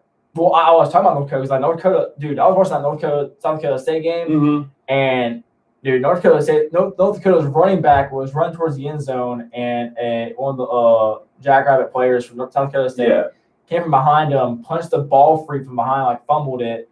The ball bounces in front of him, hits the ground, bounces back towards him. He picks it up and keeps running in the end zone. That's insane. It was one of the craziest plays I've ever seen in football. But that was a big win for North Dakota. Number 14 North Dakota. They beat South Dakota State 28-17. Is South Dakota at State home. ranked this year? Yes, they were ranked number 3. Okay. So that was a big one. That North Dakota got the top 10 win over them. Mhm. Another top 25 matchup in the FCS last week was let's see, Southeast Louisiana and Sam Houston State. This one came down in the fourth quarter. Sam Houston State won at 43-38. Big win for them. Southeast Louisiana was one of those teams that Jackson State lost to That last was the year. first game of the season last year. Yeah, so they're a pretty good team up there. Weber State got the win. Like I said, Nichols beat Lamar 55-0. Yep. Mercer beat the Citadel. Mm-hmm. Yeah, so some pretty good games this past week FCS. And honestly, we usually don't cover FCS football, but it's just the fact that this is all we got right now. This is, and I'm not mad about it at all. Yeah. Something to point out though, North Dakota State's win over Youngstown State 25-7. Northern Iowa beat Youngstown State this past week on the road 21-0. So make of that what you will. However, I will say this. It was Youngstown State mascot the Penguins? Yes. Okay. It's so weird. Yeah, okay. Just making sure I had that right. Yeah. But something weird to point out, though, it was 6-0 going into the fourth quarter. So they scored 15 in the fourth quarter to make it 21-0. Other than that, though, it'll play out. The whole season will play out itself. But jumping to week 5, OVC plays Southeast Missouri State, beat Eastern Illinois 47-7. Tony Romo's alma mater not looking so good right now. UT Martin, Murray State. Murray State got the slow scoring win 14-10 over the Skyhawks. They improved to 1-0 on the season. Austin Peay got the win over Tennessee State 27-20. Jackson State will play Tennessee State next week. Like I said, Jackson State got the win over Tennessee Tech 27-10. Probably the most impressive win in the OVC over the weekend. I believe Tennessee State. I think it's Tennessee State that's ranked it, right? Yeah. Yeah, I knew Tennessee Tech was kind of on the cusp of being ranked. I think they received votes. Them and one other school received votes. I think Austin Peay's ranked. And it was, Tennessee Tech, I think SEMO received votes. I think Tennessee State. Or no, I think it was Tennessee Tech that was ranked. Yeah, I think Austin Peay and Tennessee State were ranked. I don't know what happened. Well, now obviously Tennessee State. Yeah, Tennessee Tech was ranked. So that was probably the most impressive win. Okay, I knew one of those. I knew because they were ranked 23 and we were ranked 16. Yeah. Okay. I have an updated poll. It's not a poll. It's a power rankings. It's by Athlon Sports. Okay. I was going to go through that. Weber State is 1. James Madison is 2. North Dakota State falls at 3. North Dakota's at 4. South Dakota State's at 5. Northern Iowa's at 6. Nichols is at 7. Villanova's at 8. Southern Illinois is at 9. Kansas State's at 10. Sam Houston State's at 11. South Dakota's at 12. Jackson State jumps to 13. Illinois State's at 14. New Hampshire's at 15. Albany 16. Southeast Missouri State 17. Idaho at 18. Southeastern Louisiana at 19. Eastern Washington at 20. Monmouth at 21. Chattanooga at 22. Furman at 23. Delaware at 24. Incarnate Word at 25. Maybe some weird schools. Incarnate Word. Yeah. We need to cover FCS more. These are some interesting names. Look at this. Incarnate Word. Oh my God. FCS, man. They got some funny names. We got Monmouth and Incarnate Word. Just what's some names? That's some names right there. But so OVC. Next week we'll play Tennessee State. I'm sure that we can handle them pretty easily. It is on the road. That's what I'm worried about. Yeah. But other than that, not a lot of big matchups going into next week. I think we'll see North Dakota State. I'm gonna see who they play. Southern Illinois. Youngstown State's not playing too good. South Dakota and North Dakota is probably the biggest matchup. That's Thursday night though. On ESPN Plus at 5 p.m. So that'd be a good game to watch out for. Grambling Jackson State will be playing too. I don't know. Grambling hasn't played at all this year, so we'll see how good their team. Isn't that? That's Deion Sanders. Yeah. Because I want to talk about them a little bit too whenever we get whenever we go through this week's upcoming stuff. I'm not gonna go all through all the games, but yeah, go ahead and jump into that. About Jackson State or some of the Yeah, upcoming yeah, games? Jackson State. Okay, well, pretty much what I wanted to kind of talk about here is obviously let me pull up their last game real quick, or the last time they played. So yeah, they played what is the school called? I don't know what the school is. Okay, Edward Walters Tigers. So they played them over the weekend. They beat them 53-0. I thought they had another game before that one too. I think it was 2 weeks ago, and they beat them pretty bad too. I'm trying to figure out is how good really is Jackson State? I know it's still early. ESPN says they're 1-0. Yeah, I thought they played in their team before this. Whoever they beat, I know they played someone like 2 weeks ago. They blew them out. Yeah, that's what I was talking about. That must have been like a NAIA score or something like that. Yeah. But I don't know how actually good this team is. I was very interested to see what they would. Oh yeah, okay. So that was a team that was the game that Dion's stuff got misplaced after the game. That big thing that was going around headlines, but yeah, I'm very interested to see what all Jackson State's going to do this season. I thought that based looking on paper with them getting all these recruits and getting an ESPN 300 commit, I thought that they would be ranked, honestly. But I don't know if it's because of who they play. It's probably the schedule and talent that they're playing. I would probably say it's that. Yeah. Well, I mean, can they? We are having the playoffs this year, correct? Yes. Okay. I believe though it's only 16 teams this year instead of 24. Okay. So we'll see if they'll even be able to sneak in there. Yeah. But I kind of just want to talk about them. I'm impressed so far about what Coach Sanders has done over there now. I think this is I think he took this job to try and work his way up into higher levels of coaching. I don't think he'll be at Jackson State forever. I think his goal is to get up to being a head coach at like a FBS school. Yeah. But prime time. Coach prime time. But yeah, no, I just want to kind of touch on them a little bit. Talk a little bit about them and what they've done so far. I don't know. Are they playing next week? Yes, they play Grambling. Okay, that's right. Yeah. So again, I don't know how good Grambling is. It's so weird because everyone's starting at different times. It's like it's hilarious. What's that? Oh, never mind. I was gonna say, never mind. I was gonna say they're like one of the only teams that have tickets for sale FCS level, but you can get a ticket to the game $41. There you go. Go to Louisiana. There you go. On ESPN, ESPN app, it's $41 tickets on here. Yeah, we were okay. Going back to there was one ticket that was at the Alabama game for tonight. I think they're selling tickets for as low as $241. Yeah, I was gonna say that earlier. Is the Auburn game? Yeah, I'm pretty sure it's what it was. But yeah, I mean, we'll definitely talk more about FCS, I guess, in upcoming weeks too. Yeah. I don't think there's any games really stand out to me this week. We got James Madison, Elon. Probably, like I said, North Dakota and South Dakota. That'd be a good game on Thursday night. Yeah. Other than that, though, probably Furman and Sanford in our top 25 matchup. Mm-hmm. North Dakota State, Missouri State is another one. Yeah. Chattanooga and the Citadel might be good. Yeah, that'll be a decent one. Triple option. James Madison and Elon. Yeah. I think Elon's ranked. Who else is there? McNeese in southeastern Louisiana might be a decent one. That's a ranked matchup, yeah. Yep. Other than that, I'm trying to go Weber State, Cal Poly. Well, yeah, that'll be a blowout. Yeah, nothing too crazy going on this week in FCS, but I don't think that we were able to talk about last time about Jacksonville switching conferences, were we? No, I don't think so. No. Okay, so for those guys who don't know, Jacksonville State announced that they will be switching conferences for next fall season, if I'm correct.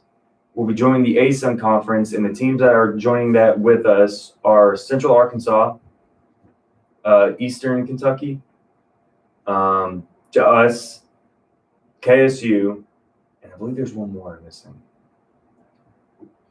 I think KSU is already in it.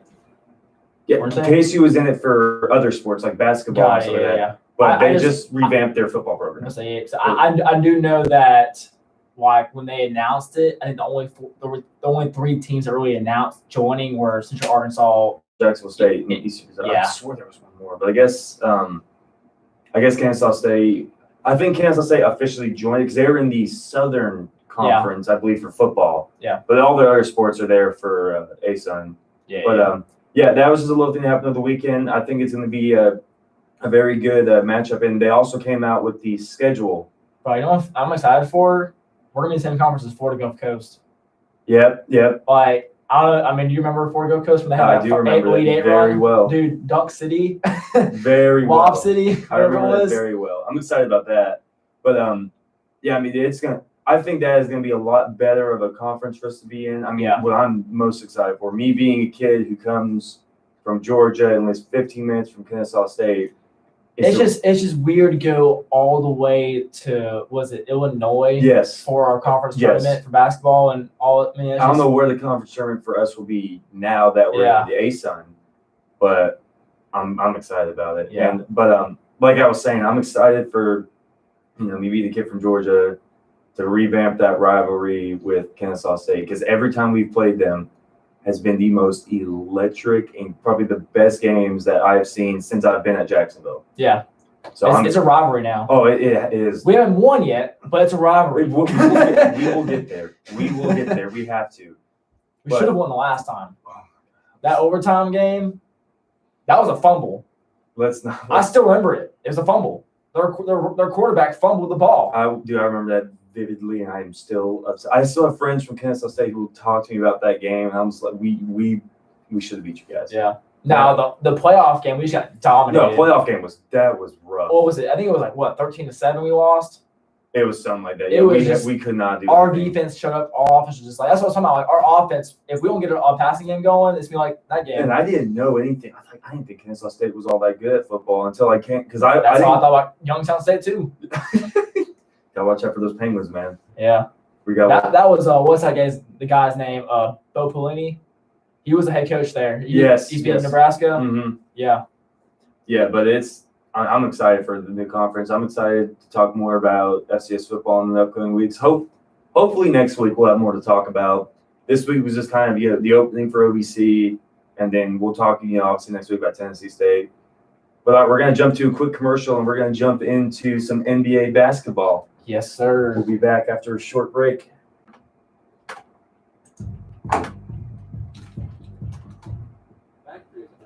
Oh, man. Ow. Dude, they're getting worse and worse. They are. Oh. Woo. I kind of want to look at what his week 6 look like for.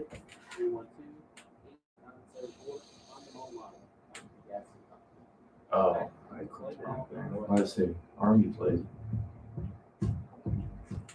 Jimmy John's top patron of the LJS Jimmy John's Stephanie, 505 Island Road, Jackson, Florida. They are open from 10 a.m. to 8 p.m. and Sunday. Dude, a lot of teams are starting their seasons next week, too. They offer 7 For what? Football in FCS. For more information, you can contact Maine, Glenn Albany, Monmouth, Robert Morris. or find them online at jimmyjohns.com. Jimmy John's, top patron of WLJS. Papa John's Pizza, the proud patron of WLJS. Ooh, Nikolai State was the same Houston State. We were the one. KSU Charleston Southern. They're open on Wednesdays from 9:30 a.m. to 11 p.m. and on weekends from 9:30 a.m. to 11. They offer new items such as papa dias, jalapeno papa rolls, and much more. For more information, you can contact them at 256-435-7272. Find them online at papajohns.com. Go ahead and just take off that L and just let it run. This one? Yeah, just let it run all the way down the bookstore. Because we're only having one break. This is going to be the last break of the show. Okay. They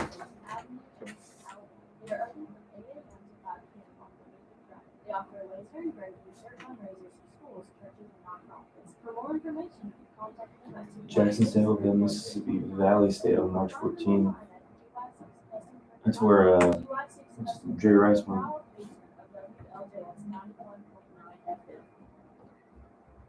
Clover is a proud patron of WLJS 91.9 FM. It is located at 124 Court Street, Johnston, Alabama.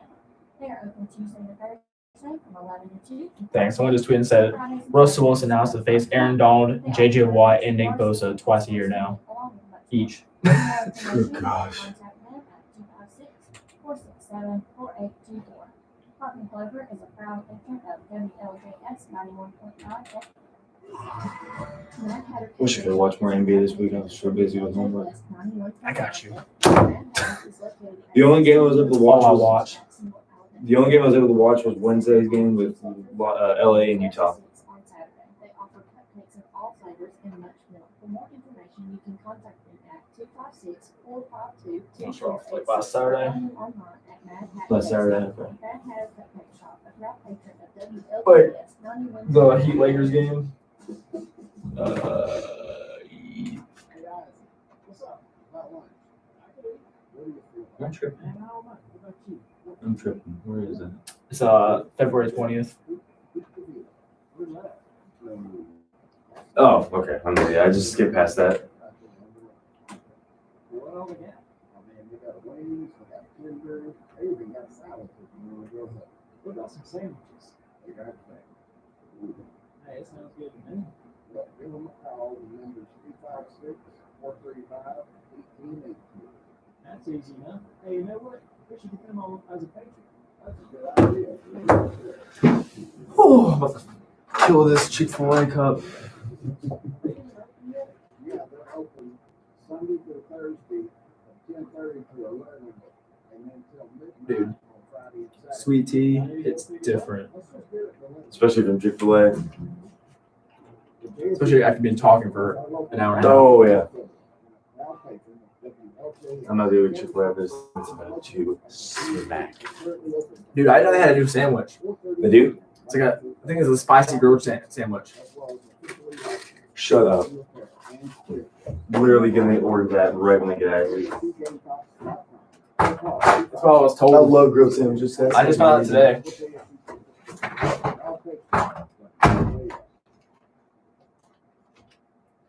Welcome back to WLJS, the Scrimmage.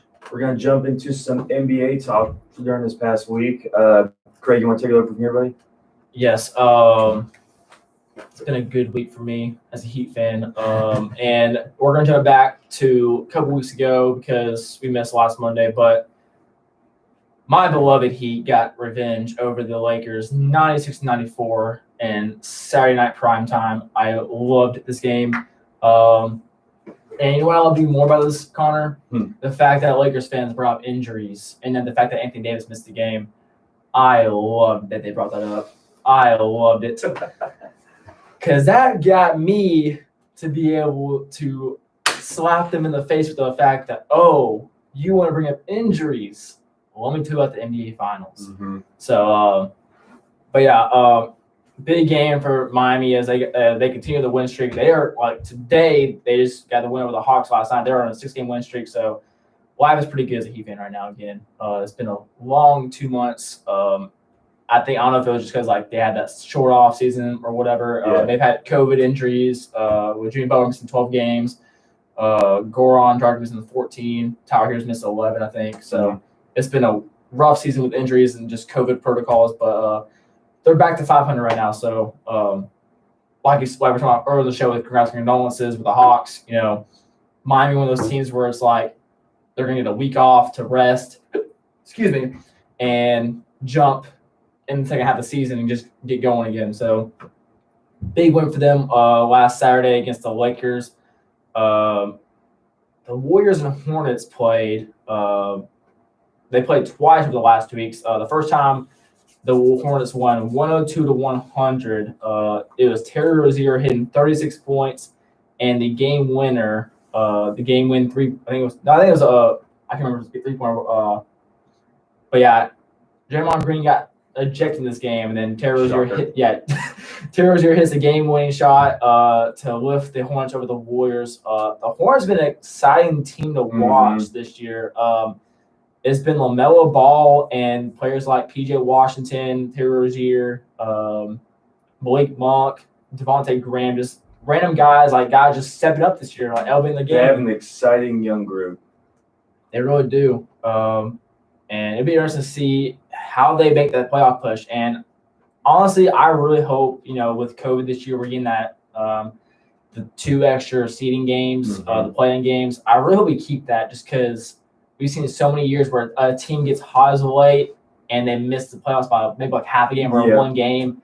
And it's just sad to see because, like, you know, there's been a lot of times where we've had teams that probably deserve to be in the playoffs. Like, you know, obviously the Suns last year, that was a different story. Like, they got hot as of late, but they were just, even if they had the seeding games, they still wouldn't have made it because just the way it panned out with the Trailblazers and the Memphis Grizzlies in the playoff game. But this year we're going to get 9 and 10 seed playing the 8th and 7th seed. So it'd be crazy to see how that works. Jumping to last Sunday, though, the Pelicans took on the Celtics in the Sunday showcase. The Celtics were up as much as 24 points in this game, and the Pelicans came back and won in overtime, outscored the Celtics by 17 in the second half, but 16 in the second half, and they won at 120-115. Brandon Ingram with 33 points, 6 rebounds, and 3 assists. Jason Tatum with 32 points, 9 rebounds, and 2 assists. Big win for the Pelicans, and the Celtics kind of been one of those teams that's been declining over the last couple of weeks. Yeah. They are back at 500 as of right now, but they were at one point the 4 seed, and they had a pretty good lead in the standings, and that's gone right now. Kemba Walker's been in now. Marcus Smart's been also hurt, but same time, there was also that rumor where that quote that came out last week about the Jason Tatum and Jaylen Brown. Someone anonymous came out and said that both players are not superstars, where they're not they cannot lead a team because they're both go-to scoring options, and neither one of them is a player that can get their teammates involved, which I honestly kind of agree with, because you know Jaylen Brown is a great two-way player, but he's not a facilitator, and neither is Jason Tatum. And that's why you have Kemba Walker, but Kemba Walker's also like a scoring point guard. So it's kind of interesting to see because, you know, with like LeBron and Luka, you know, Jimmy Butler, players like that, those are guys who can score when they need to, and also guys who can facilitate and make their teammate and lift their teammates up and make them better. And even guys like Steph Curry too. I forgot his name. But yeah, I mean, just Jason Tatum, I think he has the potential to be a superstar and a big time player in this league. Even make it to the top 3 eventually in his career, and top 3 player in the league. But as of right now, I think he's just a scorer and a rebounder. I don't think he's a facilitator or a kind of an assist guy. I don't see how he has that type of game to elevate his teammates yet. So I think that's kind of something like, you know, you're not really like, you can't really develop it. It's something like, you know, that's just your game. So it'll be interesting to see if he actually eventually learns how to play that way. That's what I said. I think he can still learn how to play it. Yeah. I do agree that you can't. That's not something that gets developed. I definitely think that you have to kind of like. I think it's just more like an experience kind of thing. Yeah. He's still young. I think he's got time to really turn stuff around for him like that. If he wants to become that, he might not. Yeah. I think honestly, it just takes time, probably one of those things that you like take a step back. So, it was just time will tell though. Yeah. But yeah, then also another big game was the Nets and Clippers last Sunday night. 112-108 win for the Nets over the Clippers. The Nets with that winning streak late in February. Big game for James Harden, 37 points, 11 rebounds, 7 assists.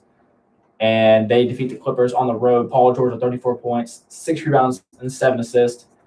Jumping to last Monday night, we had, the Wizards and the Lakers game go to overtime. It was Russell Westbrook with 32 points, 14 rebounds, and 9 assists. And the Wizards get the win in LA. The Lakers with that 4-game losing streak this past week. LeBron James, 31 points, 9 rebounds, 13 assists. Not enough as the Lakers would lose to the Wizards. Wizards have been pretty good as of late. They've been on a winning streak. I think they had won 7 of their last 8 games for last night's loss against the Celtics. So yeah, Russell Westbrook and Bradley Beal finally getting things clicking a little bit. And as you said, the Cavaliers defeated the Hawks 112-111.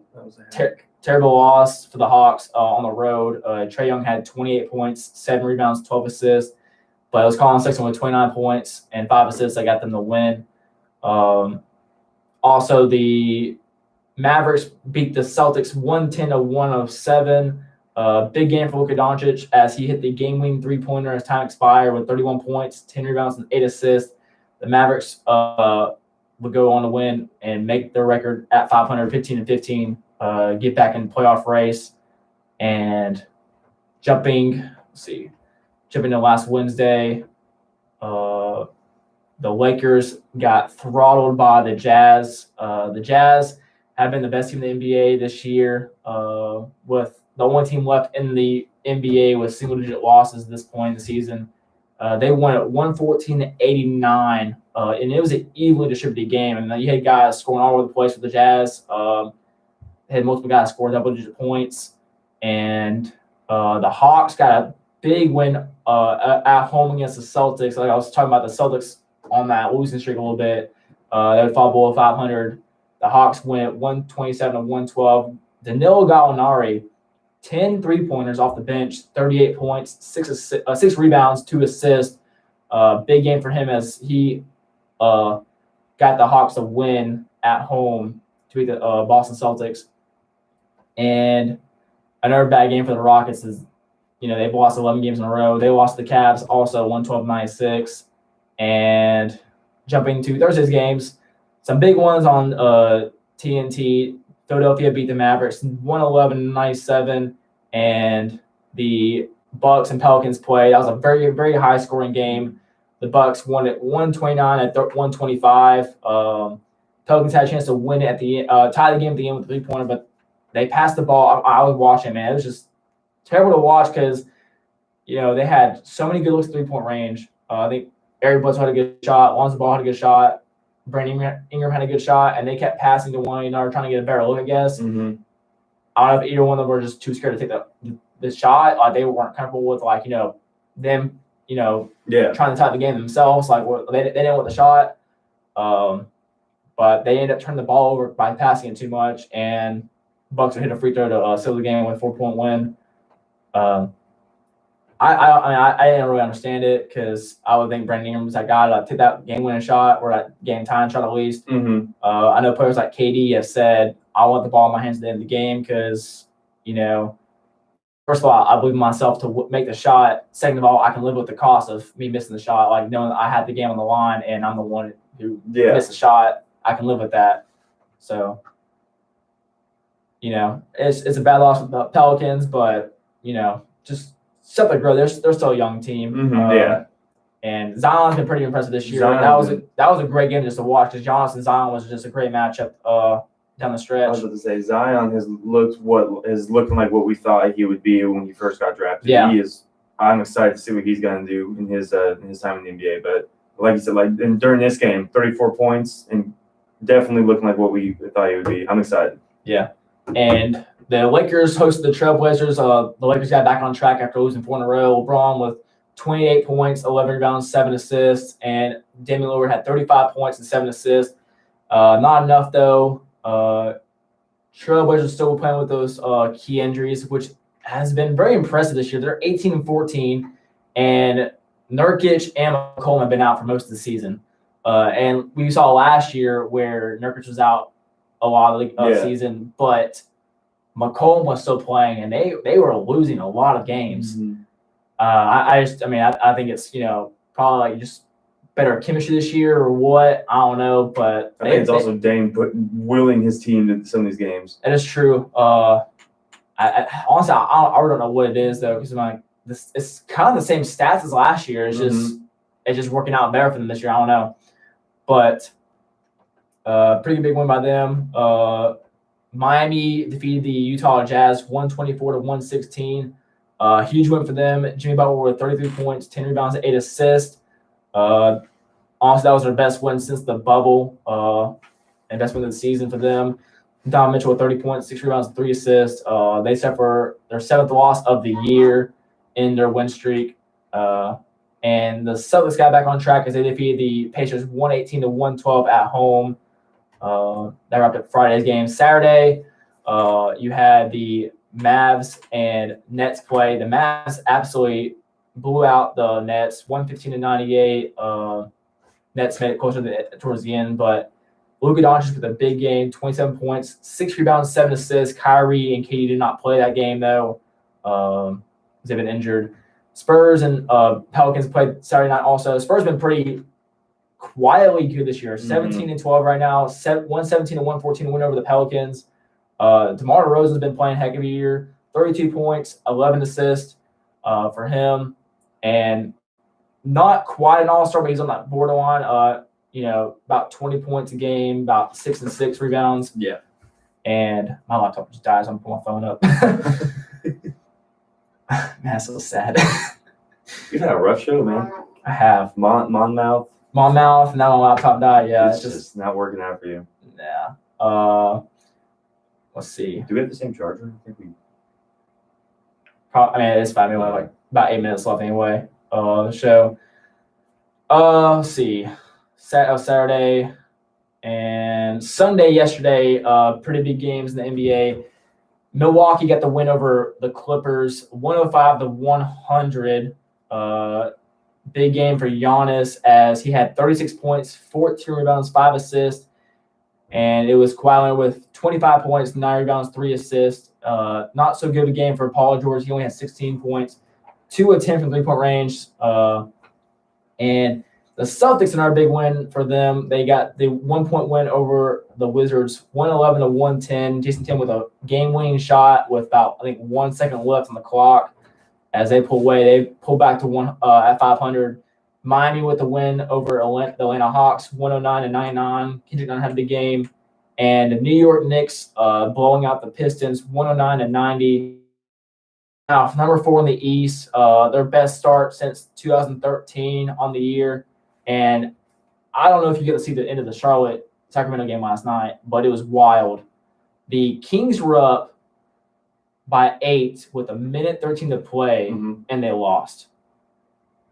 I did hear about this. I didn't watch it, but I did hear that happen. The Kings had 5 missed free throws on the stretch, and P.J. Washington hit it 3, I think, and Malik Monk had they were down about 2 points with 10 seconds left, and Malik Monk drove in, got an and-one layup, and hit the game-winning free throw with 1 second left. Buddy Hield missed a half-court shot to win it. Big win by the Hornets. They are 16-17 now, and they are climbing up the standings right now in the East. So that brings us to this week of NBA action. Right now, the standings looking like this: number 1 Philadelphia, number 2 Brooklyn, number 3 Milwaukee, number 4 Knicks, number 5 Heat, 6 Celtics, 7 Raptors, 8 Hornets, 9 Pacers, 10 Bulls, 11 Hawks, 12 Wizards, 13 Magic, 14 Cavs, 15 Pistons. In the West, 1 Jazz, 2 Lakers, 3 Clippers, 4 Suns, 5 Spurs, 6 Blazers, 7 Nuggets, 8 Warriors. At the number 9 spot, Mavs, 10 Grizzlies, 11 Pelicans, 12 Thunder, 13 Kings, 14 Rockets, 15 Timberwolves.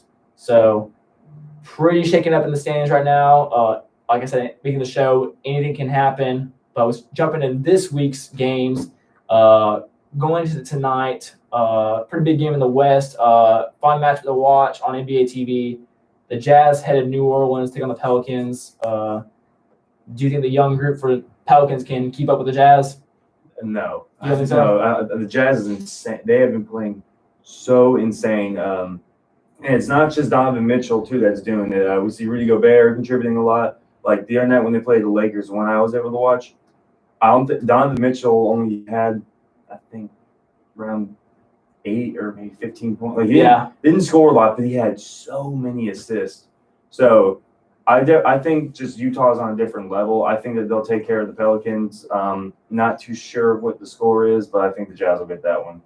Yeah, I'm going to go with the Jazz as well. The chemistry, like you said, is unreal. It's the best in the NBA right now. So I'll go with the Jazz in that one. Brooklyn at San Antonio. Like I was talking about a minute ago, San Antonio is surprising the NBA this year. Brooklyn without Kevin Durant still.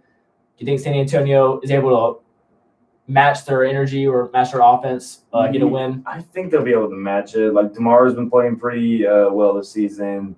It's just the chemistry for them that's just so impressive. It's Greg Popovich, honestly, just coaching. Coach Pop is amazing. I think right now without Brooklyn I'm gonna go with the Spurs on this one. Just because of how they've been playing, and I still think Harden's not as consistent as he needs to be when he's playing. So I'm gonna go with the Spurs in this one. Clippers at Celtics tomorrow night. I'm gonna go. I'll take Boston on this. I think they're gonna start. I think they're gonna keep winning a little bit more. And I think they need to start. I think they're they need to get the pressure up and build back with it because the East is so close this year. Yeah. Yeah, I think that they'll beat the Clips. I'm gonna go with the Clippers in this one. They lost a close one to the Bucks yesterday, and Boston won a squeaker on. They should have won that game. Mm-hmm. And I think that catches up to them tonight. I still think they're 100% like back and ready, like to full form. And Clippers, I think they're gonna get a bounce back win from losing last night to the Bucks. I'm gonna go with the Clippers in a close one in Boston. Phoenix Lake in LA follows them on TNT tomorrow night. The Suns take on the Lakers. Lakers still without Anthony Davis. However, they had Dennis Schroeder back, and they've won 2 straight with Schroeder. Who got this one? I'm sorry, I was yelling. I'm gonna go. Actually, no. I'm gonna go with the upstairs. I'm gonna go with the Suns. Okay. I just feel like that. I feel like the Suns will get the win here. I still feel like that them not having AD is going to affect them, especially with a team like the Suns. They need their big man to help out with Ayton. I think Paul and Booker have been playing really well, so I'm gonna go with the Suns. Okay. Wednesday night, Utah and Philadelphia play once again. Top seeds in the East and West. It's in Philadelphia this time. Utah won the last time they played. Who do you have this one? I'm gonna go with Utah again. I still feel like Utah is just insane. I think they're gonna keep going. I think this one will be close though. Yeah, I'll agree. I think Utah gets the win on the road. Like I said, I think Utah is just chemistry and is way better. I think Mike Conley, if he plays, he has that hamstring injury right now. If he plays, it's a big issue. But other than that, I think Utah's a better team. I'm gonna go with Utah on the road. Brooklyn at Houston. James Harden's returned to Houston this week on Wednesday night on ESPN. He ends one. I'm gonna go with Brooklyn. Houston's. I'm sorry, name. They're just playing terrible. Yeah, they need so much help. So I'm gonna take Brooklyn on this one. I'm gonna go this. Houston jumps out to a double-digit lead by 10 points in like the first quarter, second quarter, and then Brooklyn comes back and just wins by like 15. Yeah, I think it's gonna be like one of those things where it's like Houston tries to make a statement where like oh you could have had us, but yeah, it's gonna be a wild game. I definitely think so. Golden State at Portland. Steph Curry versus Damian Lillard. I'm gonna take Dame Dollar on this one. You're gonna go Portland. I'm gonna go Portland as well. I like the Warriors this season. I just think that they have not played as well on the road. No. So I'm gonna go Portland this one. I think the Blazers get the win. Last night the first half of the regular season, Thursday night, Miami at New Orleans on TNT. I'm gonna go with the Heat. Yep, I think the Heat still is a much better team than New Orleans. I think the Heat are gonna get their last one for the All-Star break, and I think so I'm gonna go with the Heat on that one. I'm just concerned because I think they're resting Jimmy Butler a little bit because of for the All-Star break. I don't know why they're resting this much. Like he's having a whole week off, but he didn't play last night and he didn't get injured in the last game. I think that he's made up a knee injury so he could rest. I don't know. If he plays tomorrow night, that will probably tell us more, but we'll have to see. Yep. Last game, though, Toronto at Boston. I'm going to go with Toronto. Okay. I'm going to go with Boston, and then they close out the first half of the season on a good note, so I'll go with Boston. But that is all the time we have today. Thank y'all for tuning in. We will see y'all next Monday. We'll cover more JHU football and basketball. We'll be right back here 1 to 3 p.m. on 91.9 FM WLJS. You've been listening to The Scrimmage. See you all next week. Thank you guys for listening. Dad, your lunch will be ready in just a minute. Let's see. Hey, why not? When you help care for a loved one, give them as much time as you can. But it's going to be good. How long these wires are? Find a prepared